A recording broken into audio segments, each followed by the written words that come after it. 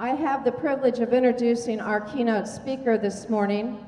Before I do, I also want to let you know that you will have an opportunity to ask questions. You will find recycled paper in your general area. You can write your questions down on the paper, pass it to the aisles. There should be envelopes hanging on the aisles. We'll put them in the envelopes and run the questions up to me. So, we have a very special guest this morning from North Carolina. Dr. Rusty Stevens graciously agreed to be picked up this morning at 3:30 a.m. North Carolina time in order to impart his knowledge and his perspective for us. Dr. Stevens has a 2-year associate degree from Miami-Dade Community College, and that is the degree he most treasures. He also has a bachelor's and master's from Florida State University. Is that the Seminoles? Good, I've still got it. And he has a doctorate in education from Virginia Tech. I believe they're the Fighting Turkeys. We won't hold that against Dr. Stevens. His community college career has spanned over 35 years, and since 2003, he has served as president of Wilson Community College in North Carolina. His interest in sustainability came as an epiphany to him when he served in a community college in a region of strip mining, and he witnessed there the devastation it had on the land and on the people. He truly believes that sustainability offers the opportunity of not only saving the earth, but improving the human condition of mankind. Dr. Stevens has integrated sustainability into Wilson Community College through its mission and function, through governance, by building a building that is both a demonstration and laboratory of sustainability that is LEED Gold, infusing sustainability through curriculum development and community engagement. He serves as the co-chair in North Carolina for the North Carolina President's Initiative on Sustainability, the Code Green Team, and he also is a member of AACC's Sustainable Task Force. His interests also include writing, flying, painting, pickup truck preservation. He owns a 1988 Jeep Comanche, which he's planning to convert to electric here pretty soon. It also has glass packs on it. And so I think the faculty want to keep that on there so they know where Dr. Stevens is at all times. Perhaps the automotive department here would like to borrow Dr. Pulliam's car as well. He also appreciates the works of Thomas Jefferson and Miss Piggy. His favorite thing is to collect oxymorons. His favorite is that single word, duality. Portland Community College, let's give a big welcome to Dr. Rusty Stevens.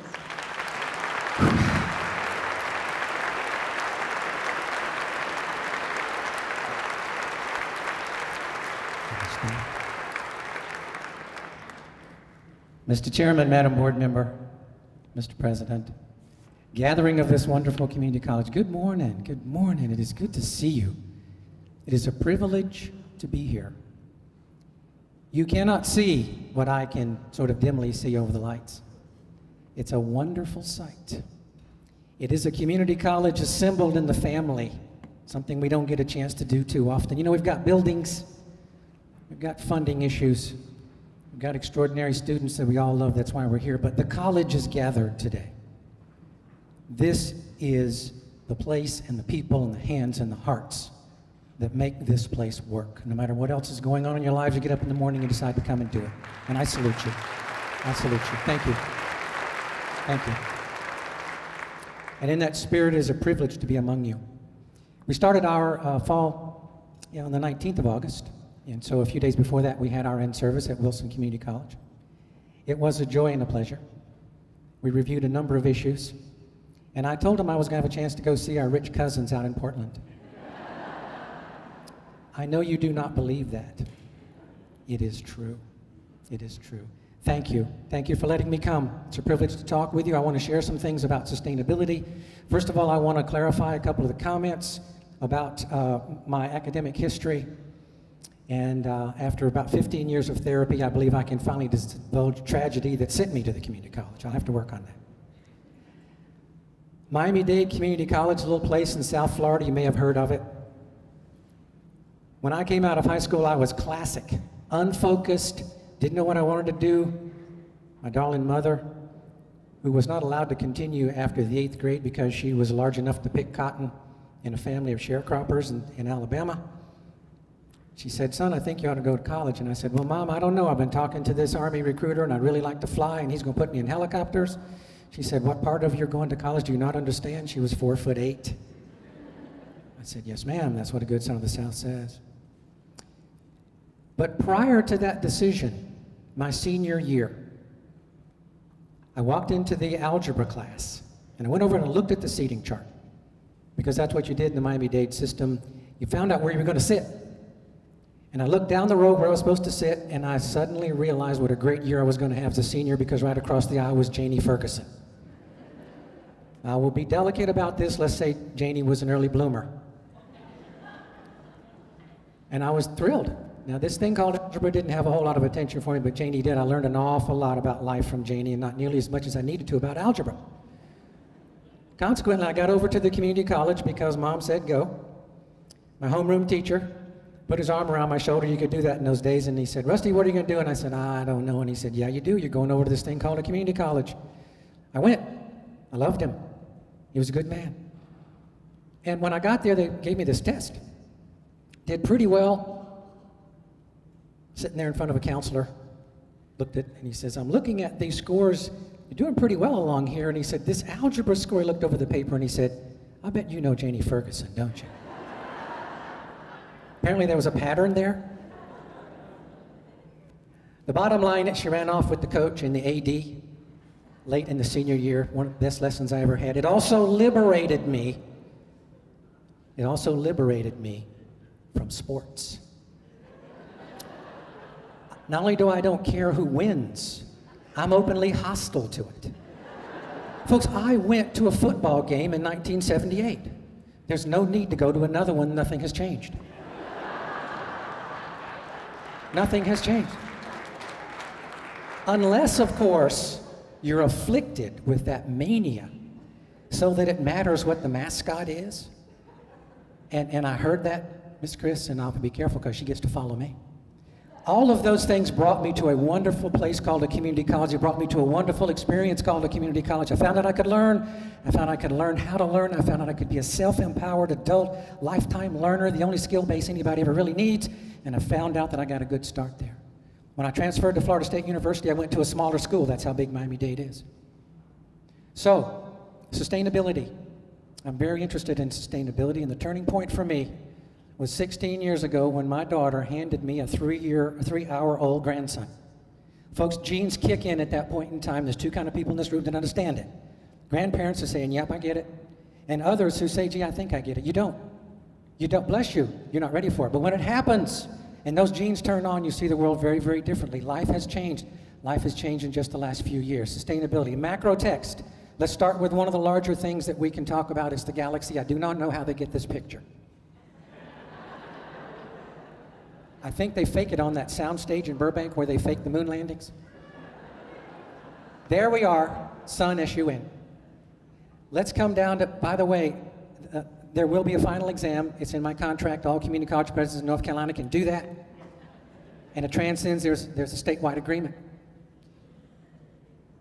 An advanced computer program by the Germans that they ran on their supercomputer, it took, I understand, 25 hours to crunch the numbers.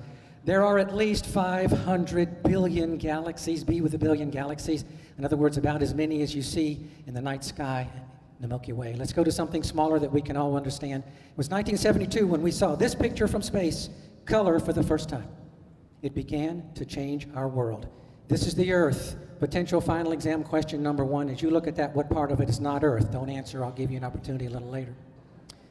Find Florida, find North Carolina up the coast, straight across to this beautiful place you call Oregon. That is our wonderful Earth. It is the place we were born on, the place we have not been able to leave, and the place we're in the process of rendering uninhabitable. That is not an exaggeration. We have a new climate, pun intended.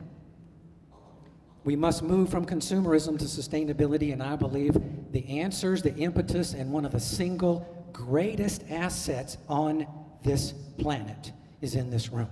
It's called a community college. I think we have a tremendous opportunity to partner, practice, be object, be laboratory. This is an essay about those things. It is not an official report. Since it's an essay, I can say pretty much what I want to. A new discipline is emerging, and we are the academy. Let's don't forget that. We are the academy. That is why we're here, and it's what we do. We must study this new discipline, and this academy must be aware of an extraordinary explosion and a bunch of things where the dots are not connected. I'm going to try to connect a few. There's a bunch I do not know how to connect. Your expertise will be greater than mine. But this new discipline, in essence, is called sustainability. There are brilliant leaders, for example, Lester Brown, who has the nerve to tell us 40 years ago, Lester Brown told us we'd be here. And he's been able to characterize our current situation essentially as a Ponzi scheme, where he says the economy exceeds our natural capacity, and further, the high returns that were coming in are coming at the cost of the asset base. We're eating our seed corn, and we're burning our second stories. Lester Brown goes on to point out some of the things he's concerned about is overpopulation, food security, overfishing, overpumping, not plumbing, overgrazing, overplowing, soil erosion, melting ice sheets, huge amounts of carbon in the air. We have never been where we are now. We truly live in a different world. Scientific American, April of this year, a group of scientists, not the ICC folks, have come together and said, climate change is serious, but there are some things even more serious. There are some imminent tipping points we have already reached. I'll define tipping point for you in a minute, but they're saying we're outside the safe operating space of what it is we call ability to sustain life on this planet. And if we are, among the things we're dealing with is ocean acidification. I'm going to pick just one of their 7. The acid in the oceans is dramatically rising because the ocean is absorbing all this carbon. It is changing the ability of the ocean to support life as we know it, especially at the level of plankton. If you follow the food chain, that's up to us. That's up to us. There are limits to growth. There are some things we've got to start looking at. There are limits to growth. This is a 30-year study revised in 2004. When they told us in 1974 there were limits to growth, it was true then, it is true now. This is part of the new academic discipline. This is part of the subject matter, the content, and the wisdom that I believe is coming about and that we have got to become scholars of. You'll find in the 2010 State of the World that somewhere in actually the late 80s, we exceeded the biocapacity of the Earth. We are now living as if we have 1.5 Earths to live on. We don't. We don't. I strongly recommend a book that resonates about the folks on Easter Island. The folks on Easter Island actually cut down the last tree. They cut down their last tree. It resonates. Most people who read the study of Easter Island, it's embedded in Diamond's brilliant book. Do not read this book after dark. It is going to scare you. It should scare you a little bit. Folks, I'm an optimist. I'm going to tell you why in a minute. But we've got to talk about how big and how serious these things are. Bill McKibben, one of the seminal geniuses of the academy and sustainability, has said it very simply. We don't live on the earth that we used to live on, certainly not the earth that we baby boomers were born into. We don't quite know it yet. He says we need to spell it with 2 A's. You need to read the book to find why the second A there and why it's green. We don't live on the planet that anybody in this room was born into. There is gathering, however, a body of wisdom. There is gathering an opportunity to look at other things and connect the dots. One of the brilliant people I find is Rianne Eisler. She is one of the new generation of female historians, and she points out that the old economic models, caring is considered irrelevant to well-functioning of the economy or even an obstacle to economic success. In reality, the opposite is true. We don't say these things often enough. We default to the economy as the lens we look through, and it is hopelessly flawed. Ursula, the database, these folks are trying to actually say, let's take the things that mean something, family, food, children, nurturance, education, and if we have to, let's put a dollar value on it because we don't put a dollar value on it. All of these books I'm talking about and all of these websites are in a bibliography at the end of my presentation. Part of the final exam will be those of you who've been able to run ahead and memorize it. We will also leave my slides, use any of them or none of them, and I will give you a web page where you can access these items. Blessed unrest, Paul Hawkins says, we're also seeing some change, and that the fundamentalism that's caused us so much suffering may actually be driving community to come back and say, let's look at resilience, let's look at what we're doing at the community level, let's look at who we are, and let's decide not to go over this edge. This is this greater discipline that I believe is coming. You folks, I'm sure, are familiar with this book. I'm giving them to every city council member in the city of Wilson, to every member of the Chamber of Commerce, to every member of my board for commissioners. I've been known to stop stray animals in the corner and duct tape it to their collar. I think it's this important because this lays out one of the roadmaps for community and resilience. That's going to be one of my themes. Community and resilience is what we can be about, and none greater has the talent and responsibility than this community in this room right here. Another book I recommend is Corton's book, The Great Turning from Empire to Community. He takes his cue from Eisler. If indeed that's where we're going, it's going to be the century of the community, and folks, it's the century of the community, it is the century of the community college. Thesis statement number 1, community college must become scholars, practitioners, and teachers of the emerging comprehensive discipline known as sustainability. Okay, what do we know about paradigms? Here comes a true final exam question, and we'll ask it now. What is it we know about the paradigm? We know only one thing about the paradigm, and that is shift happens. Say that 10 times really fast. Folks, shift happens, but it happened 40 years ago when Lester Brown started warning about it. What we really have is paradigms shifting successively, forming and reforming. We now have an expectation of constant, frequent, transformative, irreversible, sudden, predictive change. That's the world we live in. If you don't like change, God bless you, let somebody hug you and go off and get some serious therapy, because you don't live in a world that's doing anything but changing. Very, very rapid. If I can get over Janie Ferguson, you can get over change phobia. By the way, they had 8 kids. He left her for a cheerleader. I'm not smiling. I'm not smiling. Albert Einstein said the world would not evolve past the current state of crisis by using the thinking that got it into it.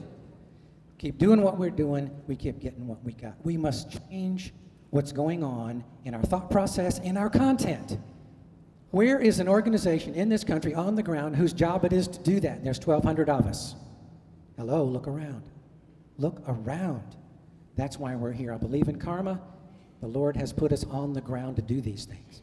Old thinking, we've got to move away from old thinking. Remember, we used to have the debate half full and half empty. We could never get an answer because it depended on whether you were pouring or drinking. Whichever it is, you're going to look at the glass differently. New thinking, one planet, one people. New thinking, fundamental concept that must change. Fundamental concept that must change. The natural system is superordinate to the economic system. It is not the other way around. We default to the economic lens. Classic economics is a narrow discipline for known resources which occur in a vacuum. Now, those of you who teach economics, God bless you, I love you, because you're in one of the places that's got to change and change rapidly. But if you're using classic economics, and you do not understand the larger system under which it travels and lives, then what we have is a very narrow domain that can be manipulated. And no matter how you teach classic economics, it does not account for the globe and the people and the money and the persons. If you do the permutations on win-lose, you get 4, but only 1 works. Anything that's got lose in it is a lose for all of us, because there is only one earth. I only had one picture to show you. There is only one earth. However, it is understandable that a lot of us are afraid. It is understandable that the prima facie case of all the things that I've showed you is not being made, because people are afraid. And let me tell you who they are, and let me tell you that they're some of my friends. I know some coal miners. If you knew them, you would love them. You'd have them to Sunday dinner, and you would enjoy them and their children, and their stories would break your heart. Good, hardworking people that love this country and love their children. And the only thing they're hearing is, my job's going away. That's all they're hearing, my job's going away. What is your position if somebody says that? You're saying, wait a minute, this global warming stuff may not be real. Wait a minute, this carbon stuff can't matter to me. I don't care what's going on in the ocean. I'm back here, I'm digging in the coal mine. Folks, those people need a compassionate, net new thought process to bring along a broader understanding and to provide an orderly win-win. Nothing but win-win will work. If you've got lose, by definition, on this planet, you've got lose for everybody. Thesis number 2, there is a preponderance of informed thought and evidence pointing to great peril. That is true. But there remains a consensus that there is greater promise. I believe that with everything that's in me. If you've stayed with me so far and you're not reaching for your Valium, it gets better. We live at a transformative time. There's nothing else we can call it. It is a transformative time. There is no time like that we've ever lived in. Fossil records, all the things we've talked about are changing extremely rapidly. And it's an opportunity like we've never had before. We'll give you several definitions of sustainability. This is my favorite one. Albert Einstein, a human being is a part of the whole called by us universe, a part limited in time and space, experiencing his thoughts and feelings as something separate from the rest, a kind of optical delusion of consciousness. This delusion is a prison for us, restricting us to our personal desires and to affection for a few persons nearest to us. Our task is to free ourselves from the prison by widening our circle of compassion to embrace all living creatures and the whole of nature in its beauty. I will not insult you by reading you slides word for word. That one is one of my favorites. Yes, it'll be on the final exam. Sustainability is a metaphor. Sustainability is vehicle because we are so much, much more than consumers, spectators, God help us, sports fans, taxpayers identified and driven by what has become a suicidal perseveration on being separate, on separation. That will no longer work. Sharing and cooperation are the survival skills of the future. Community colleges have matured. Folks, we have arrived in our communities. We've been around 30, 40, 50 years. You folks are coming up on your 50-year anniversary, I believe, Mr. President. You're getting ready to appropriately celebrate it. Wilson, we celebrated our 50th anniversary 3 years ago. We are third oldest community college in the state, and most of my buildings look like it. It's a struggle. We are stakeholders in our community like we've never been before. We're accepted. We're on boards. Our children in the public school system, we are able to talk about the things that our community needs like we never have before. Thesis, community colleges like no other entry, nobody but us, is positioned to describe, inform, resource partner, and lead our communities in a time of unprecedented paradigm shift and fundamental opportunity to improve the human condition. I believe that sustainability will be the underpinning of our mission in the future. Or someone else is going to do it. Or our mission will change and we will shrink and we won't be community colleges again. Sustainability can be the umbrella text under which everybody can flourish, under which everybody can learn their new discipline and bring their discipline into the 20th century. Everybody can be in this new platform. We can reconceptualize, rethink, reinvent, replant, recultivate, remember, and reinvest ourselves in our communities. Okay, how did we get here? The thinking that got us here defaults to the assumptive that the economy is fundamentally in competition with nature. It is not. They are not fundamentally in competition. And when we get this right and we put them both on the same side of the equation, we're going to begin to make the mental turn that Albert Einstein said we need to make. A great book, Cradle to Cradle, William McDonough. William McDonough said, if you are an engineering student and you are charged to write a paper in your first engineering class, and you must write about the results of the first industrial revolution, here are the parameters you will write under. First of all, you will write a paper that talks about a system that puts billions of pounds of toxic material in the air every year. It produces some material so dangerous that it requires vigilance for future generations. The half-life is still 30,000 years of the partially depleted uranium. It results in gigantic waste. Requires thousands of complex regulations, not to keep us well, folks, not to keep us from getting ill, but to keep us from getting poisoned too quickly. I made poison too quickly in large print there because I want to come back to it. It erodes diversity. That's what we have accepted as what was normal and what was okay to do in the first industrial revolution. Okay, where are we? I believe I know where we are. And I made the joke about shift happens, but there is actually a picture of the person who said that now famous quote at precisely the instant in which she said it. And here's my picture of her. Folks, that's where we are. The wheels are coming off. One of these days I'm going to put that back in Photoshop and change the number on the tag there to 666 or something. Folks, we are at a point where every system we have is failing and coming apart. Every system we have. We have time to do something about it, but we don't have nearly as much time as we thought. We're at peak oil. There's an argument. When is oil going to peak? I'm going to settle the argument. New Year's Day this year, oil peaked. That is, the amount coming out of the ground will not get appreciably larger. Oil is a resource that is in decline, and we're going to 6 and 7 and 8 and 10 and 30 and 40,000 feet to get it. Look what happened in the Gulf. 1958, New Yorker magazine, the guy pumping the gas. By the way, the bumper on that thing weighs more than the Volkswagen diesel Beetle that my wife and I drive. I'd learned to drive in a car like that. They really do exist. We scare the children with those. Would you mind turning your motor off? The guy says, you're gaining on me. Folks, that's where we are. We are using it faster than we can get it out of the ground. Coal is king. No matter what anybody tells you, coal is still king. Picture of the Earth at night. For those of you who are geographically challenged, find the United States, upper left. Go to the middle of the United States and go down through Central America, and you'll see the arc at the top of South America. That is the string of cities near the coast. If you go down just a little bit, about 2 o'clock below that arc, that's where the Amazon comes out of the rainforest and dumps into the Atlantic. Some of the sparkles around there are not lights. It's the rainforest on fire. The rainforest has been on fire for 40 years, sometimes so bright the satellite can catch it. The earth is on fire. It's not just the rainforest. This is one of the basic things we have to understand. The earth is literally on fire. And it is on fire from a variety of sources. First of all, internal combustion. If you got here in a car, you ran behind a controlled fire in the engine of that car. If the lights come from a coal plant, they're running from a controlled fire in that coal plant or in that nuclear plant.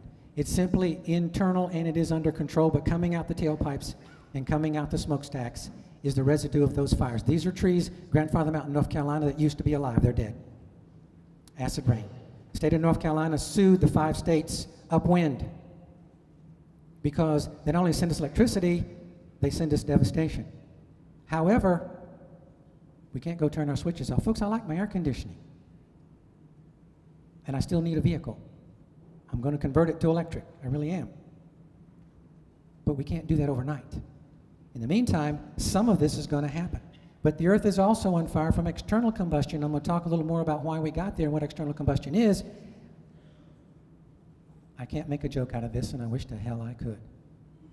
That's Boulder. I believe that fire is still burning. Boulder. Southern California last year. Australian fires. This one I can make a joke out of. I got it from a tabloid. My darling wife turns her head and goes the other way in the grocery store. I say, honey, I'm going to buy this tabloid. The reason was the headline said, devil shows up in Australia fire.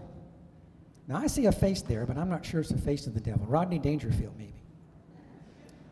Not only do we have hell, folks, we have hell in high water. It is biblical. It is everything you've been talking about. Tennessee, the walking bridge to nowhere. Tennessee. The sign, I don't know what it says below that, but it's flooded up to the word danger. Remember those incredible floods? We've got fire and flood. The reason we have fire and flood, Jim Hansen told us in 1988. He's one of the people that I think is helping create this new discipline of sustainability. He is one of the people who is connecting dots for us. In '88, he gave testimony the 23rd of June. There is karma, folks. I believe in it. And he came back 20 years later exactly to the day and gave testimony again. He is the one who told us about tipping points. He brought the first science of following the global temperature. Here is his current chart, 1 full degree since 1880. 1 full degree in the global land index temperature. That's not a lot, but it's giving us all the things that Dr. Hansen predicted. He said we will reach tipping levels, and those are the ones where no matter what you do, large climate change is going to happen. You can reach a point of no return where it begins to happen so fast that in human lifetime experience, you can't do anything about it. In his '88 testimony, he said there is global warming, there is greenhouse effect. Now, I reported to you the study in Scientific American that said acidification and chemicals from farming are taking over in terms of a more immediate hazard. The long term, though, continues to be carbon in the air. When he testified in '08, he said There's some things I should have told you in '88. The most important one is this: global warming enhances the extremes of the water cycle. It is not about weather, it's about climate. As the climate slowly warms, it gets more and more water. The water gives us patterns of interruption, what we would consider the water cycle, and we get hotter hots, colder colds, wetter wets, drier dries. That's why not only is the earth on fire internally, but externally. That's why we're getting all these floods. It's beginning to happen just as he told us it would. He's now written a book, Storms of My Grandchildren. It's on the bibliography. I recommend it to you. Humanity treads on a slippery slope. He says as we continue to pump greenhouse gases into the air, we move into a steeper, even more slippery incline. 1988, he was an objective scientist reporting something that we could do something about. If we would start then, 20 years later, he began to raise alarm calls. He is now radicalized, and the reason he's radicalized is because he now has grandkids. He's beginning to see more than the close of stock on Friday. He's beginning to see 3 generations out. He says the urgency derives from the nearness of climate tipping points. We've reached several. 350 parts per million. Jim said we can stand carbon at 350 per million.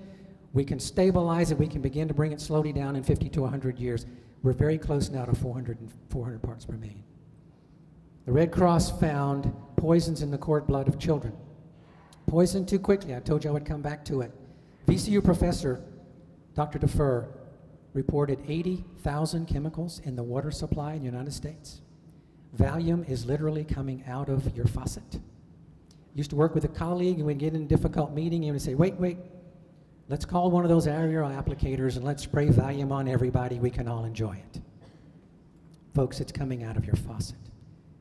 The treatment plant can't take it out. These chemicals are loose in the environment, and we don't know their chemical reaction. 2 million tons of sewage into the water supply every year. The oil leak in the Gulf told us there's a 1 in 6,000 chance of an unacceptable accident. Remember a thing called World War II? There are 8,500 shipwrecks around the earth. About 1,600 of them are tankers. They're about to rust out and start leaking. It will be more than the Gulf oil spill. In summary, we're running an uncontrolled experiment on the only home we have. Shu put it well. By the way, this is pre-crash.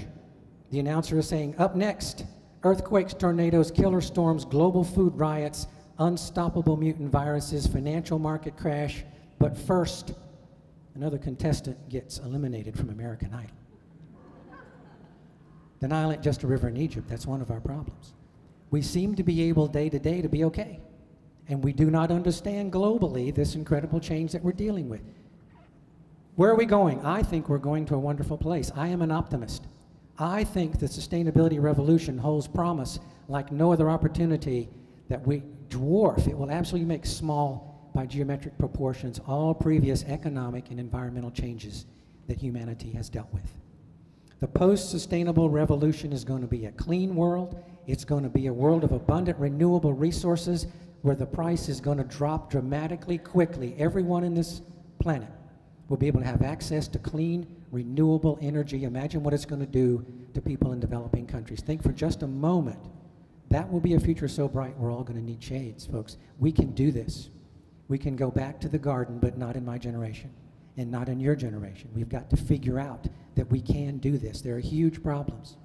How will we get there? Well, first of all, I think community colleges live at the crossroads. We have been gifted to be living at this crossroads. It is our opportunity to live at this crossroads, and we've been given all manner of resources despite the difficulties. And I heard the professor talking about money and cuts. You're absolutely right. We're looking at the possibility of a 15% net cut in our budgets next year in North Carolina. 18% last year, 7% the year before. We live in a new world. But we still, by compared to folks who are making it just barely hand to mouth, much is given to us and much is expected. The community college as movement. Remember when we were a movement, folks? We need to be a movement again. We need to think of ourselves as a movement. Only this time, we're on the ground, we're stakeholders, and I characterize it as in-flight aircraft design, production, and assembly. We got to keep doing what we're doing while we reinvent who we are. Sustainability defined. The Brundtland Commission says development that meets the needs of today and can give us a tomorrow. The Brundtland Commission gave us the environmental protection, economic objectives, and social justice should be on the same side of the equation. No more should our economy, which we desperately need, no more should the people who handle money and finance that we desperately need think that they're in competition with the earth. On the same side, we have a new world. The bottom line is this. On the left, we have the traditional bottom line that says, did we make money even if we cut down trees in the rainforest to plant corn, to build ethanol factories, to ship to the United States and run our cars? Did we make money? The one on the right says it's about cost. The one on the left says it's about price. Let me give you an example. We could go on the internet right now and go to the spot market, and what we could do would be to find the cost of a ton of coal. How much is it selling for today? That's the price. But the cost of coal is global warming. The cost of coal is global warming. Good news, we're having a boom in green buildings. 1/3 of all buildings being built are green buildings. In 2005, it was 2%. Good news, the business community is recognizing green and sustainability as a net plus. 3/4 of those surveyed in 2009 said sustainability is consistent with profit. 3/4 said sustainable efforts retain and attract customers and drop the costs of business. Another 3/4 said the economic crisis has actually supported rather than deterred sustainability. Sustainability is beginning to come across all of our disciplines. Okay, visual kinesthetic learners, this slide is for you. I'm going to try to move in such a way that I can give you hopefully a physical experience. It's a tale of two trends. We're watching two trends, and they're both going in the right direction. The first trend is the amount of energy to run our devices. If you don't remember the bag phone, and I was in a presentation a few months ago where a lot of people didn't know what it was, that's why I have a picture of it. The early cell phone. Remember the size of the battery in your car? Would last about 10 minutes, and if the wind was right, you could call somebody. Remember those? What are we all wearing on our hips and have in our pockets and purses? Microwatts, milliwatts. That thing would run, it would take more juice than the car. The amount of energy to run our devices is going down. No matter how you count it, is going down faster than population. It is going down faster than consumption. The amount of energy is going down.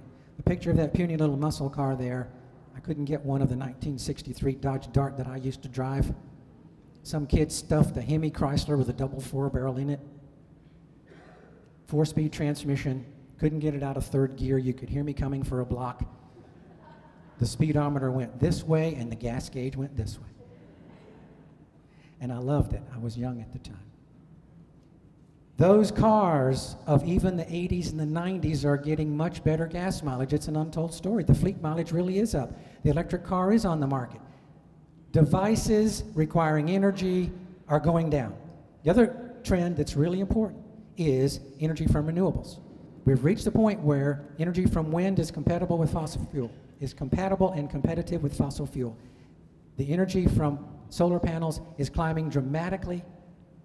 I don't know when those two curves are going to meet, but here we are for those of you who need a visual kinesthetic experience. When they meet at the sun, the amount of energy to run our devices will be 100% available from renewables. When is that going to happen? Soon. Sooner than we think, particularly if we get some new thinking and give it the kind of impetus and economic push that it needs. When that occurs, every math model, every economic model on energy changes that day. What's in the pipeline won't change. We will have to stop and rethink at the moment.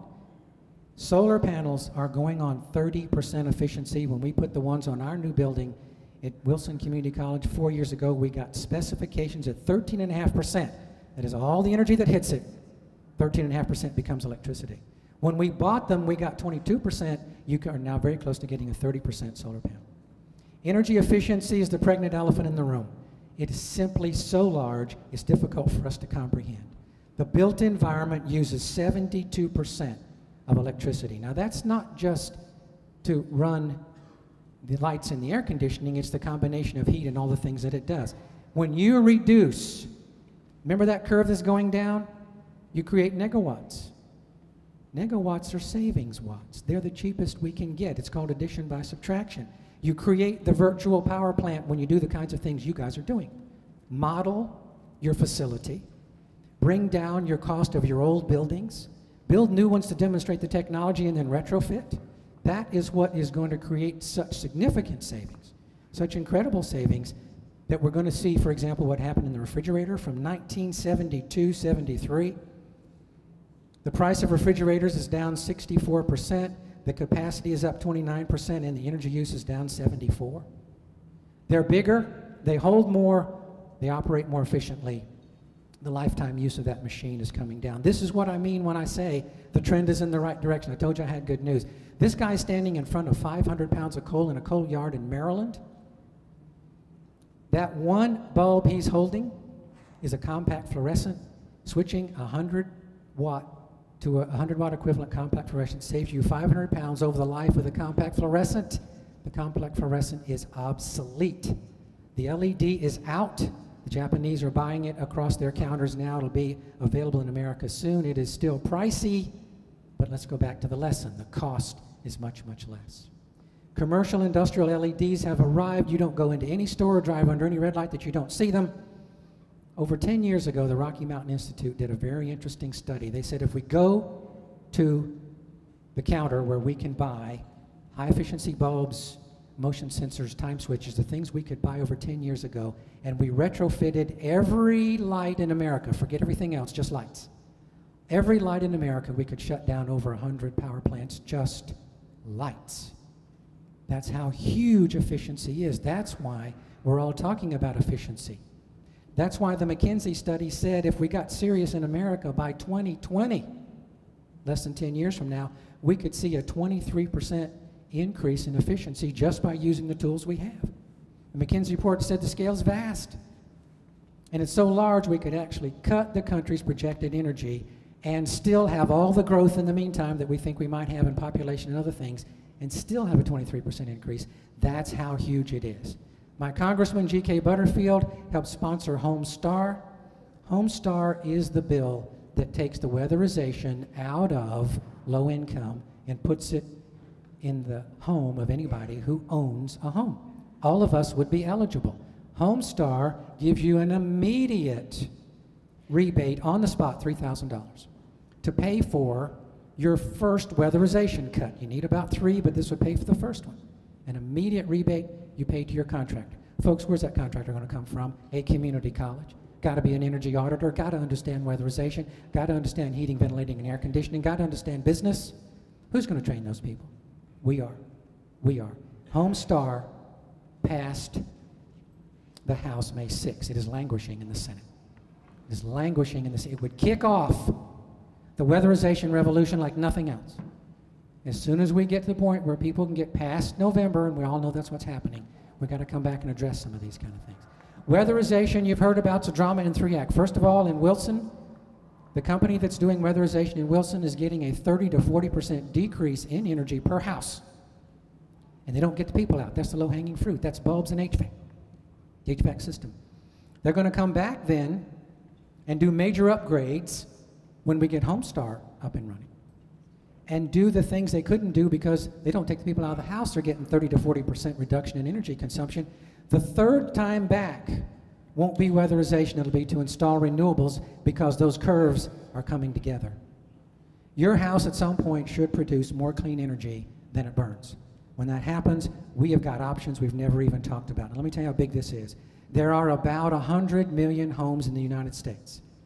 Final exam question 3. About how many of those homes need weatherization? Take a wild guess. 100 million. Yeah. You told me they were smart, Mr. President. They picked up that right away. How much training in order to do that? How many classes? How many homeowners need a seminar? How many folks need weatherization? Your weatherization is not rocket science. We've got to be careful. You can't close the house up. You'll leave CO2, and you'll come back the next day and find people seriously hurt.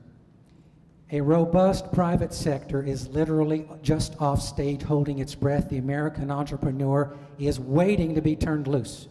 And we're going to partner with him and her. The new jobs, the new technology, all the things that can follow. Facilities, transport, policy, energy analysis, your own carbon foot, everything you do can be translated into courses, examples. The best example you have for energy efficiency on the built environment side is the plant you live in. At Wilson Community College, our BTU per square foot, that is all energy converted to BTU, is down 29% since '02. That is the low-hanging fruit. That's the easy stuff to get. Water's down 16%. We've saved our county now $500,000, which I, by the way, cannot get. Renewable energy is the other elephant in the room.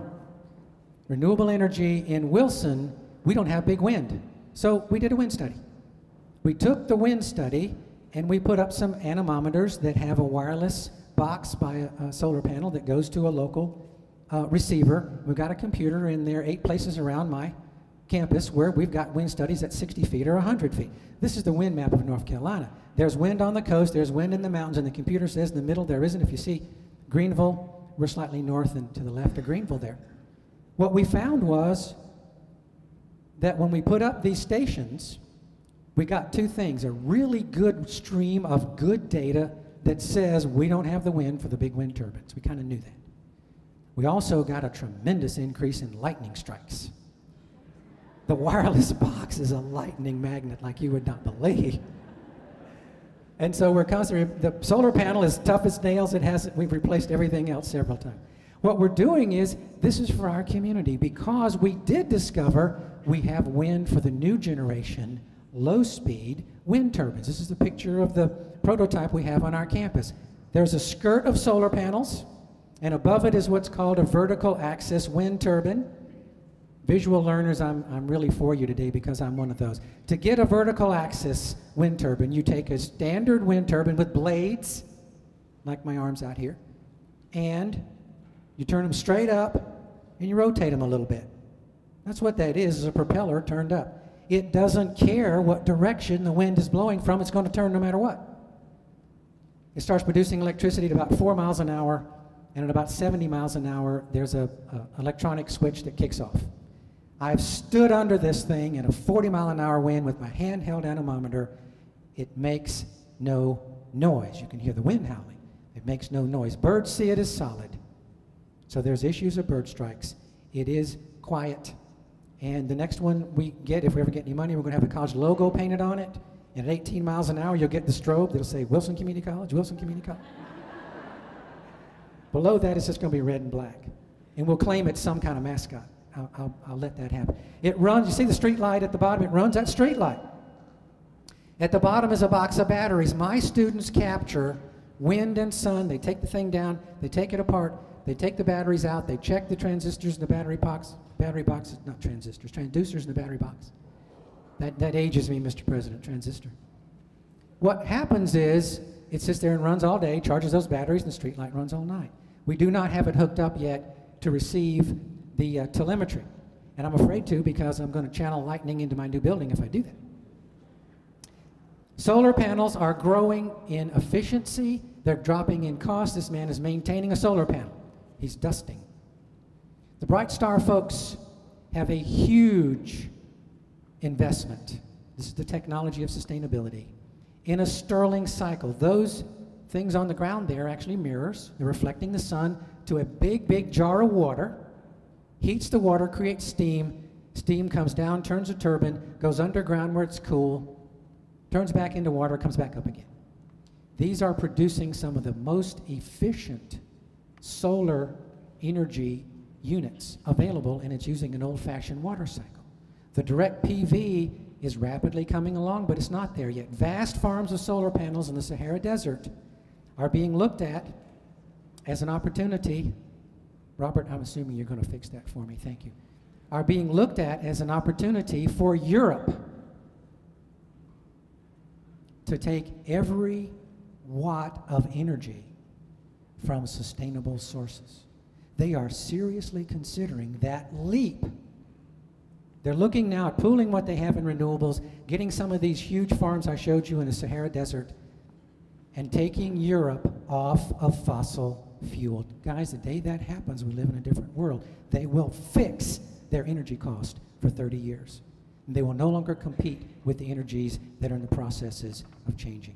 Solar electricity has become cheaper than nuclear future fuel in North Carolina. Dr. Blackburn, former professor emeritus at an institute you may have heard of, Duke University, a former president, has done a study, and he says if we keep building nuclear plants, they will be more expensive than PVs, and he says the cross occurred in 2010. In 2010, PVs are now cheaper than future nuclear. He's looking at other sources, and he believes in time that we will see a cross with fossil fuels and other related. Moore's Law is close. We're not there. Moore's Law is close. Now, Mr. Moore was one of the inventors way back in the 60s of the first Intel chip. And he took the first chip and he took a bunch of transistors and some old vacuum tubes and he reduced them down and he got 60 devices on a chip. It was a miracle. I talked to an engineer at that time. I was working part-time in an electronics firm. And he said, Rusty, the day will come, you take a handful of chips and you'll build any computer in the world. I didn't really listen. I had a date with Janie at the time, but I know that there was something to what he was saying. From then to now, Moore's Law says every 24 months, the number of devices doubles. We're about there, 1.7 billion transistors on the new chip that they produced just last year. The Itanium chip, not the unobtainium chip. That's going to happen with renewables. It's going to happen with PVs. It's going to happen to some extent with wind. Wind has mechanical limitations, PV does not. That's why it was a solar. It's a picture of the sun where those two things cross. Sustainability requires a green workforce. Okay, down to microtext. We will not build our way out of this crisis, although every building, thank you whoever gave the answer, about 100 million homes need to be weatherized. All the other built environment needs to be weatherized. That's where all of this efficiency is. The folks at ONET have begun to classify a taxonomy of green jobs. We have arrived. There's been all these guesses, what is a green job? The ONET folks, and this is a great webpage to go to, as I said, I'll leave it in my bibliography. They have built the taxonomy and they're beginning to classify green jobs. The BESDIC study just before the crash said 40 million jobs by 2030 in America, green jobs, 40 million jobs. Almost every one of those either comes through a community college or comes back to a community college, or we're going to have them for transfer students or seminars in the public. Folks, the crossroads between sustainability and the community college is huge. It's hardwired, and I still believe it's why we're here. Every roof, every window, every square foot, every motor, every control device, every refrigerator, every heating and ventilating and air conditioning system needs to be changed. Who's going to train those folks? We are. Renewable energy generates more jobs than fossil fuels. That crossover came really 20 years ago. We're finally figuring out the numbers. As a matter of fact, if you spend $1 million to create jobs, you'll get 16.7 in the green economy. You get 5.3 in the old fossil fuel economy. We built a LEED Gold building at Wilson Community College. You guys have built a platinum building. Congratulations. We looked at platinum. We couldn't get there. I'm not sure, Mr. President, if I would build a LEED certified building again. I built at the standard. I'm not sure I'd pay the price, but we needed to get some things out of the ground. LEED is the premier international credential. It was a good idea. Our building uses 68% less energy than the average commercial building in the United States, and everything on it, just like your wonderful building, can be retrofitted, can be put back into the old buildings. This is a picture of my green building. Recycled concrete block in that awful ugly brown. I hated it. I got out of the car after being out of town a week and stopped construction on the building. I said, that's the ugliest stuff I've ever seen. What are you doing? He said, it's recycled concrete block. I swallowed really hard and said, thank you, go back to work. Our green walls will go there. We've since started a green wall on what would be the left-hand side of that. It's a vine that is coming out of the ground, and that will become a green wall. It's also going to have sun protection. You see my PV panels, you see my monitors there. This is the footprint on my main campus. I love to say that. It implies I have multiple campuses. I have something down the road I call a campus. Okay. You start from the ground. You start like you guys did. It's about what's 500 feet below and 500 feet above. You filter water. You put solar panels on them. This is my students assembling that device that I showed you before we put it up. We put in wireless urinals. I know you know what they are. But when we put them in, nobody knew what they were. The men came out of the men's room and said, oh, okay, cool, we understand that. The women wanted to know what it was. And I tried delicately to say, it's just a urinal that water doesn't come into, you don't flush. And they said, well, how does the water get in there? And I said, it's deposited. I couldn't make it work. I said, okay, well, here's what we're going to do. I work with some of the smartest, brightest women in the world. I love them. I said, guys, we're going to have an open house in the men's room. We did. Had security clear the men's room one afternoon about 3 o'clock. And the women lined up to walk in and look at the waterless urinal. And I stood there for a couple of minutes, had some brownies and was talking, trying to make it nice for them. I started hearing things, guys, that I would not want my mama to know I heard. I left. I said, last woman out, lock the door. They're still talking about that. They're still talking about that. No smell, you've got to retrain your custodial staff. And after about 1,000 to 2,000 deposits, you change the filter. It is renewable. I don't know where it goes to, and I don't want to know. We're doing rainwater recovery. We're doing geothermal wells, doing all the things you're doing, only on a smaller scale. These are green workers. You step down in that ditch. That is one of my geothermal. Now, see the guy you sort of see from the waist up? He's standing on the bank. He's holding a piece of pipe. They don't want him to do anything else. He is a trainee. The guy bending over doing the work, he's a journeyman. The guy with his back to us is actually the engineer, and the foreman is the one with his hands in his pockets. He knows what's going on. He's been to green school. He knows how to do a geothermal well. Look at that thing. Looks like spaghetti. You better know what you're doing when you do one of those. This is one of the secrets to green buildings is the geothermal well. You can't afford one at home, but you and a couple of your neighbors can get together. 20 to 30% reduction in your energy bill right away. We're bringing in wood locally. This is my planned western campus.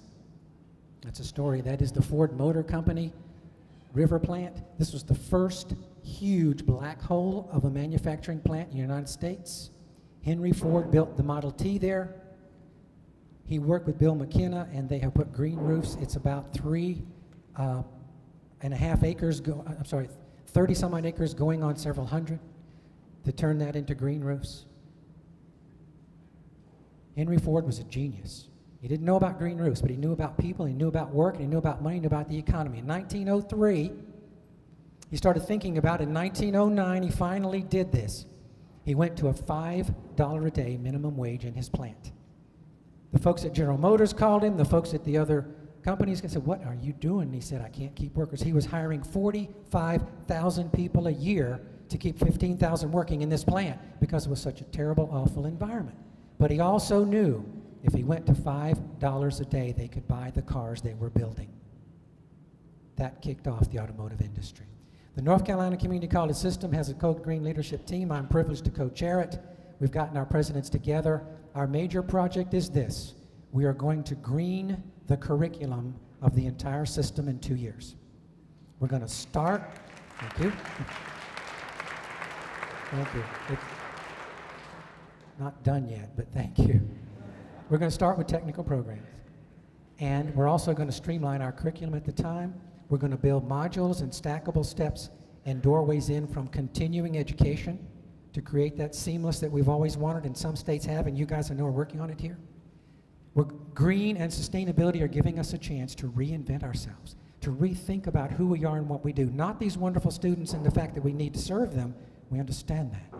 But sustainability can be the new thinking that Einstein said. Every campus has an implementer. They are on a phone call weekly because there are some presidents who as yet aren't caught up to speed. There are some presidents who are strung out on this continuum. There are 58 presidents in the community college system. And we have been able to come together around some of these things. Think about changing the gen ed requirement. It's easier to move a cemetery, guys. Yeah, that's a gen ed instructor. We're about doing that. We're about doing that. If you want to see more of my slides, wilsoncc.edu, click on Growing Green, click on Resources. Here's the final exam. If you've got a graphing calculator, you may get it out. You may get your cell phone out and use the calculator on your cell phone. What American philosopher, mathematician, physicist, and teacher computed the total number of things in the universe? And what is that number? I'll give you a hint. It's a whole number. It's on the right of the number line.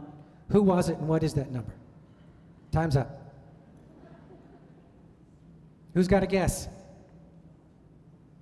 Albert Einstein. And what is that number? 1. One holy single thing of which we are a part. A human being is a part of the whole called by us universe. What is this to do with us? Folks, only everything. Only everything. From the moment we draw breath in that morning, getting our feet on the floor, till we put away some of those late, late nights and hours. This is us, folks. It's ours. It's our crossroads. It's our community. Become a student of sustainability. Reinvent yourself in your community college and create the world anew. I think that's what we're about. Now, I think I have 2 minutes to tell you a true story. The great Henny Youngman, this, by the way, has a point. Stay with me. The great Henny Youngman was on the Ed Sullivan Show.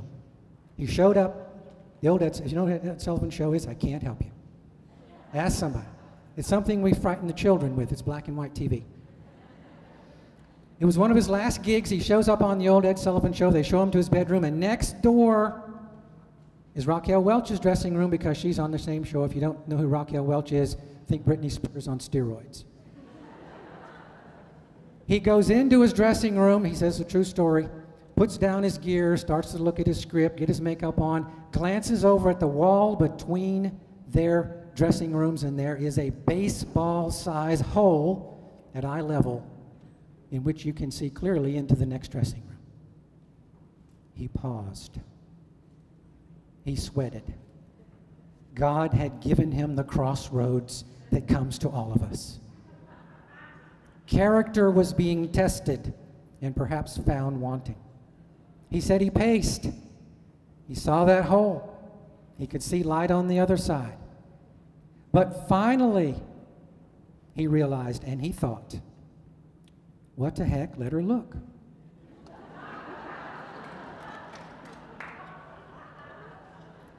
You've just had your paradigm shifted. Namaste. Or as they say on another world, I see you.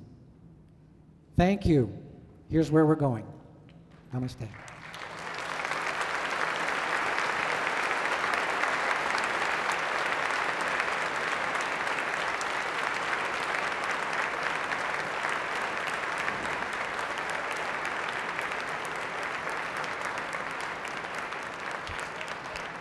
Thank you, Dr. Stevens. This has been a wonderful reaffirmation of who we are and what we do as community colleges. Amen. And we appreciate your kind words and your perspective today. It certainly has given us some time to think and hopefully reflect over this week before our students come back to us. So thank you very much. Thank you. I think we're collecting questions now, all the way in the back of the room. So I guess I have one for you. Yes, ma'am. As you know, Portland Community College is devoted to sustainability. We've now infused that into our mission statement like Wilson Community College. But as individuals, when we go home today to visit with our children, our grandchildren, or our puppy dogs, because Portland loves dogs, what can we do individually? What do you think the single most important thing we can do individually that carries our work as professionals forward in sustainability? The single most important thing I think anyone can do is to accept and understand that you have got to have a fundamental change in the way you think. Now that's a process. Intellectual stimulation comes, new concepts come, we have to process them. We, human beings, have to process them. Sustainability begins between your ears. Yes, turn off the lights. Yes, talk to your children about recycling. Talk to them about citizens of a planet that is changing. But until you make that change and begin to see the world through a different lens, you're not there yet. And until you are there, this wonderful community college won't be there because you are an indispensable member of this family. Read some of the books that I shared with you. That may help me. Thank you. Do you believe we should promote a vegan lifestyle, knowing how much animal products contribute to the environmental destruction? From another FSU alum. I think we're looking at extraordinary change in the way we think about everything. Clearly, when we trace that food chain back to acreage in South America that is clear-cut to plant corn, to raise beef, to ship to America, that makes no sense. It's also much healthier to live closer to plant life in the diet. Now, that's as far as I will go to endorsing a personal lifestyle. But it's also, I would add one more caveat, it's very clear that what we're doing cannot continue. It is unsustainable. Thank you. What do you think would be a smart policy or a set of policies for stabilizing the population growth of the planet? We tell children to quit having sex. Good luck with that one, right? I think we have to understand that there are mechanisms at work. I am not really worried about population. In the ultimate sense, it is going to go down because it's going to crash. If you haven't read Collapse, read it, because the tragedy of Easter Island is they started out as a small fishing farming community, mostly fishing, discovered this island with big trees they could hollow out and make big boats. 50, 60, 120 miles offshore, they found huge riches in terms of nutrients from fish. Brought them back, the supply of nutritious food, the population on the island exploded, they cut down more trees, built more boats. After a while, they got low on trees, and they started carving stone figures, rolling them on trees down to the ocean to appease the gods, to give them back their fishing. They eventually cut down the last tree. We have an analogy to that on the population side. We know that reasonable people understanding the problem can indeed do important things to reduce the birth rate. The birth rate is going to have to go down. And when it does, every economic model you know is going to change. We will get deflation. What we're doing is going to come back to community. Community is where the answers are. Community water, community transportation, community energy, community schools, community education, community governance. That's why I think us sitting in our community can help that. The alternative would be to put something in the water, but actually it's already there. If you look at the birth rate in the United States, there are several things already there. Yes, ma'am. Well, if we can add on to population, we seem to be focused on population today, and we figured that's the one way we're going to get you. Okay. How does that fit into the curriculum? How does it fit the curriculum? Population growth. I think we have to look at something much larger. There are children on your campus, now they're 18, 19, or 20, God bless them, who do not know the basic facts of life. They're on my campus. Not many, but they're there. From that poll to, you're a parent, what are you telling your children about their reproductive rights and responsibility? That is one of the significant changes. When we understand population as a major driver in unsustainability, the next question is, what do we do? The answer is, we're going to have to learn more. We're back to education. We're also going to need to be saying to some people, here are some incentives. I don't know what those need to be, but there's going to have to be a way to get people to understand these kinds of things.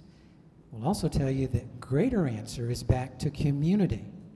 If you see someone in your community who is with child, it is a wonderful miracle. What a thing to celebrate. A community will limit its growth.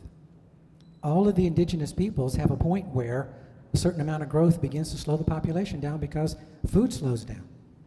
Food is slowing down, folks. We're just gathering it because we're so rich. 2 billion people on this planet live on less than $2 a day. 30,000 people a day die of preventable starvation, almost all of them women and children. Those kinds of things have got to be talked about. How we get to individuals and say, you have this wonderful God-given thing called sexuality, enjoy it and be glad, but its consequences need to be an intelligent choice. Those kinds of things have got to come. Now, are you teaching sex education here? This year I will, yeah. Okay, then you see, that's what we need to do. Now, I will tell you, a friend of mine who's a real fan of Ayn Rand, his solution is this: sterilize everybody at birth. Sterilize everybody at birth, and at age 35 you get to apply to have the sterilization reversed, and you've got to go through, are you educated, and there'd have to be an ethnic ratio mixture and all those kind of things. I don't think we're going to do that, guys. I don't think we're going to. Perhaps we can give a certificate for parenting. That would be good. That would be a good start. I still think we sit our children down, and amen on parenting. I think we sit our children down and say, when a mommy really loves a daddy, you start with that conversation. I'm sorry, go ahead. Sticking with the curriculum, one of our folks out here writes, I appreciate Warren Wilson's efforts to green the curriculum by training students in green technology. How is Warren Wilson greening the curriculum when it comes to the humanities? Warren Wilson is a private four-year institution in Western North Carolina, and they are doing wonderful things. If you have confused us with Warren Wilson, thank you. It is high praise. Their students come and do sustainable projects. They build their dormitories. They build them from scratch, design them from scratch, insulate them from scratch. They learn skills at this wonderful place. And if you're looking at some places, I'd go to Oberlin, I'd go to Warren Wilson. If you get close to Wilson, North Carolina, I would say come see me. What we're doing to infuse it in the curriculum is we're talking to our wonderful faculty. We're giving them lessons on sustainability. I am asking them every time I meet with my faculty, I'm saying, guys, this is important, and leadership has emerged. There are people everywhere on every campus I talk to who are ready for this. They've already made the turn, they get it, and they will come out as natural leaders. Find them, hug them, empower them. At some point, curriculum does not have to change. We're not talking about silos where we create this new thing called sustainability. We're talking about it migrating into our consciousness, becoming aware of sustainable thinking, and then I will tell you, good faculty are simply going to be saying, and by the way, English literature relates to sustainability as follows. It can be done, or physics, or building science, or chemistry, or whatever it is. That is why the community college is so important, because we can make these changes on the ground. If we were looking at the university system, some of them are calling faculty meetings on sustainable curriculum beginning in 2015. That's when they're going to want to deal with it. Community colleges are able to move much more quickly. We're facile, we're on the ground. It's the kind of things we do well. That's why business and industry is looking to us for leadership. That's why government is looking to us for leadership, because we're already talking about it. We've got green buildings, we've got green curriculum. That has to go from 8, 10, 15, 20% through a discovery and a sharing. That's what faculty do. They do it so well. They teach each other. They train each other. That's where that's going to come from. I would be the last person on any given day to try to mandate that change. It's going to happen better, faster, when good people figure out that it's necessary. And then I've got a ball cap I'm having printed up. It says, which way did they go? I am their leader.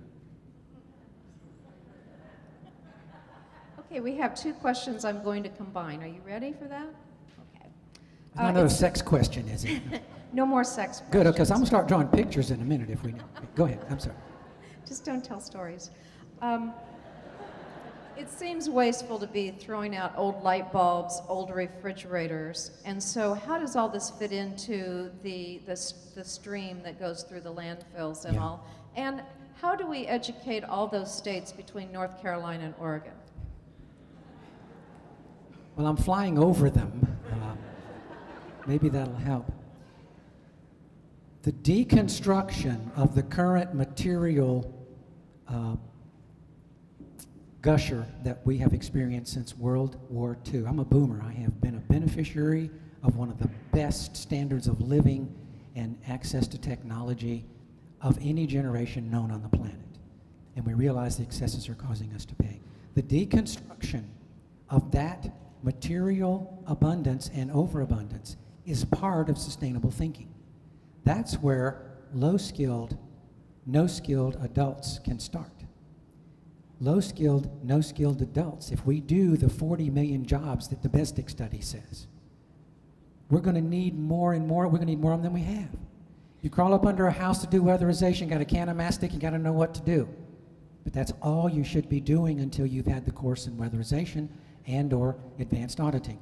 We shouldn't be throwing anything out. Recycling makes a lot of sense. We need to be disassembling these things. I believe the time will come when we'll go to our dumps and dig them out. The resources are extraordinarily valuable, yet they're also highly toxic. We're not just going to put a bunch of people with shovels in there. There are rare earth metals.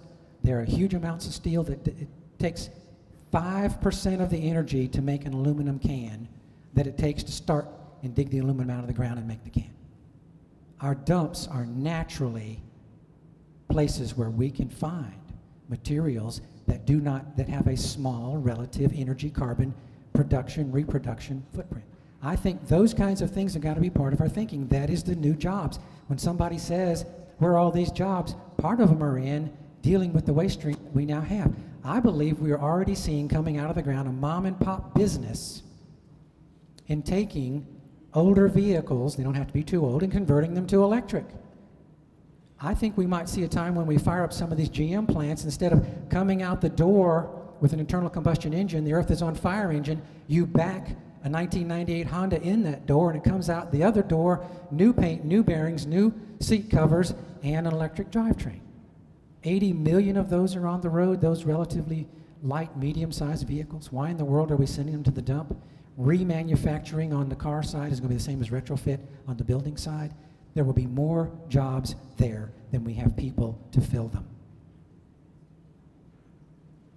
Your examples of transition models are inspiring, but belonging solely to an industrialized world. You speak of the commons, but then applaud Europe for appropriating the energy resources that should rightly power Africa. How can capitalism address this when it's based on unprecedented growth?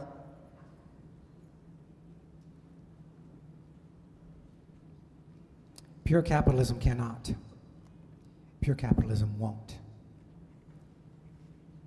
A combination of thoughtful, compassionate capitalism is part of what those first 10 books I showed you were about.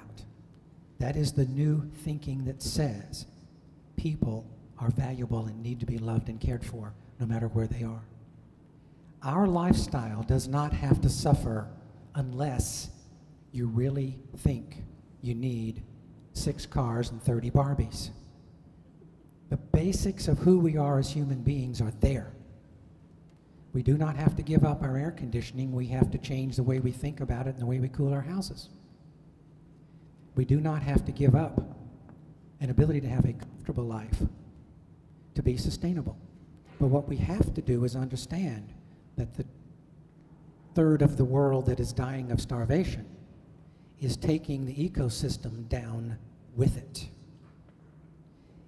Those things are ultimately connected. The universe is a hologram. Albert Einstein, remember my final exam question. How do we go about doing that? I believe we have to rethink. Eisler's book, I think, is very clear. A new economic system requires a new thinking. Are we not going to need entrepreneurs? No, we're going to need them more than ever. We're going to need to empower them. I got to get their hands not tied behind their back, and show them the new green economy, and show them support when they need it, and show them tax incentives when they need it. But show them a world that also says to the coal miner, there is a way for you to be whole when you come out. Otherwise, you have no incentive to do that. Folks, that is rethinking as a fundamental rethinking of humanity as we know ourselves. And that's why I made some of the opportunity to rethink ourselves as human beings is at this crossroads of crisis. And I'm an optimist. I think we're going to go to the edge of the darkness and say, let's don't go over. And we're going to find extraordinary resources already among us about how we handle resources, how we look at the new business environment, how we become participants in a sustainable society. And as Einstein said, if we don't change, we won't live. Now, the detailed lessons on that, other than the sex question, to which I think I have a clear answer, are going to have to come from you guys. What's going on in your community that's going to let you interdict the energy stream in such a way that you do it mechanically, technically, sociologically, with love and care? I don't know. That's for Portland to decide. I can tell you the things we're trying in North Carolina, and I'll tell you some of them will work here, and most of them won't. The community college is unique to its community. That's our great strength. We reflect our community. The values here are going to allow some of these transcendencies, and you folks have quite a few of them already. If you look at your support programs, you look at your rapid transit, you're already leading the country in a lot of those thoughts. Thank you. How are community colleges, institutions that are predicated on people commuting in cars, that operate on an 18th century agricultural calendar, and perhaps not here at PCC, but a 19th century curriculum, how do we find the solution in a rapidly changing world? Yeah. You got to make haste slowly. You got to go find a cemetery and move it to show that it can be done. And then you tackle the gen ed curriculum. We are indeed bound to the Carnegie unit. The computer has arrived and is giving us the most potent tool we've ever had for moving back to what we talked about in the 60s, individualized, self-paced, specific to the learner processes. They're not going to happen in your classrooms. They're not going to happen in 18 weeks. We're going to have to change. We have to change the way we think. We have to bring all of our expertise as faculty members and staff and leaders to say, what are the implications of sustainability on learning? And it's going to break the old paradigm. It has to. Chris just told us why it isn't working. The community college can do this faster and better than anybody. And if you're clinging to your syllabus in your 18 or 24 weeks, whatever it is, prepare to be left behind and or get the wake-up call and start asking, what do we have to do? And then go to the legislature and say, don't fund us this way anymore, fund us this new way. Folks, those are not going to be easy things. That's why he paced so long at the moment of the spiritual crisis before he decided to let her look. He was working through all of those things. Our community colleges can only lead as we change, reinvent, rediscover, remember, reinvest. This is going to be no small thing, and it's going to happen quickly. I will say to you, there's a tipping point in human technology, there's a tipping point in human intellect, there's a tipping point in human progress, and I believe we're very, very close to the point where when enough of us get it, you only need 15 to 20% to get critical sociological math and critical sociological point of change on that math model to change everything. People are ready for the change because we're beginning to see what's coming over the horizon. Reinvent yourselves and then tell the world how you did it.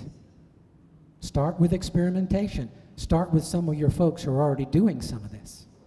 Get them to teach you. The teacher teaching teachers is the best thing we've ever got. I love to sit in on those and listen. This is more of a reflection, but I think it's an important reflection. First of all, what happens when we shield the sun from shining on the great deserts with solar panels? What happens when we slow the rotation of the earth by establishing large wind farms? What happens when we remove energy from the ocean waves? Energy comes from work. The Arabian desert analogy is used because the Arabian desert has some years over 300 sun days a year. We need the grid for a while. It is the mother of all batteries. And the smart grid we're going to need for a while. And we're going to find around the world the interconnection. If somebody says, wait a minute, the sun doesn't shine all the time, yes it does. It's just not always in the same place. The capacity to store electricity is jumping with battery technology. The new solar panel will be a self-contained solar panel. It's going to have the PV on the front and the back, and everything else will be an integrated battery. When you pick up the thing, you pick up the storage device, and you pick up the solar panel. The other thing that's happening is the efficiency is at the point where I believe Moore's law is close behind. We're going to start seeing that a few hours of sun and a few hours of cloud still give you more than you need. Remember, 1% of the daily solar income would run the whole planet for 24 hours. That's how potent the solar income is. We're just using horse and buggy clunky devices. By the way, the Germans took our patents and are running with a solar panel. The stuff we invented in 1953 is what Europe and the rest of the world is advancing very rapidly and very dramatically. There's a correlation between the states, the countries that signed the Kyoto Treaty have had the most growth in sustainable and renewables. Not that they're better people, but their business and industry have a certain certainty to plan on. Ours don't. The economics of not being able to plan are causing retardation of the American genius that I believe is still alive and well. How do we then say, what is it we're going to do? I believe intermediate term, you're going to find that your house, through a combination of storage and old-fashioned hot box hot water heater, geothermal wells, you and some of your neighbors get together, you're going to be able, any given day to either get or store more energy than you need. That is still a short-term solution. The longer-term solution is going to be a few other pieces, like, in my opinion, the power cell, in my opinion, the hydrogen device. There are some things out there that are even better than solar panels. We just don't know yet how to use them. That technology is exploding. That technology is running away in laboratories and small applications. When we scale it up, many of our assumptions about the Earth and its energy and its power are going to go away, and we're going to quit using wind. We're going to quit saying we might sap the ocean strength by taking the ocean waves. But as a period of interim, I think we need it. We're going to have to ride this dinosaur a while longer. Now, I am an optimist, and I'm a child of technology, and I've seen it solve most of the problems. Running under it is the poison that we didn't know was there. When we cleaned it up, I'm still a child of technology. Watch your local entrepreneurs. We have an incubator, a business incubator in Wilson, and we are specializing and focusing on green ideas and startups. 100 out of 101 won't make it, but that one is going to stay with a new device and build a business in Wilson. Cultivate those folks. We don't know where the new idea is coming from, but if you look at Moore's Law, even if we get anywhere near Moore's Law, the capacity to dramatically jump the amount of energy from non-polluting sources is just now beginning to come out of the ground. The time will come when we will take the power poles down. We won't need them anymore, but we need them for now. One last question. Yes, ma'am. How would you suggest that we speak to our architects, because as you know, we have a $384 million bond and we'll be doing a lot of building and retrofitting. What should we say to our architects to make sure that these buildings are not only functional but sustainable? Lessons learned the hard way I will share with you. You need a series of charrettes. You need a very open public opportunity. Sustainability is about invitation, empowerment, and transparency. You want to say to the people coming in, at minimum, you will bring credentials. I recommend you vet the credentials. Get a third-party independent engineering architect from somewhere else to go to their office. They must have built some green buildings or they're going to learn on your dime. And your building won't be nearly as efficient. You say to your architects, we're going to take the best ideas, and if we like one from somebody and you're our architect, but we like this one, you're going to incorporate it and make sure that somebody hasn't given you something that they have a proprietary on. Tell them, don't give it to us, because you want the best and the newest. You also want to build simple buildings. Shirt sleeve, simple, replicatable buildings. Sustainability does not have to be gee whiz technology. Low tech works extremely well.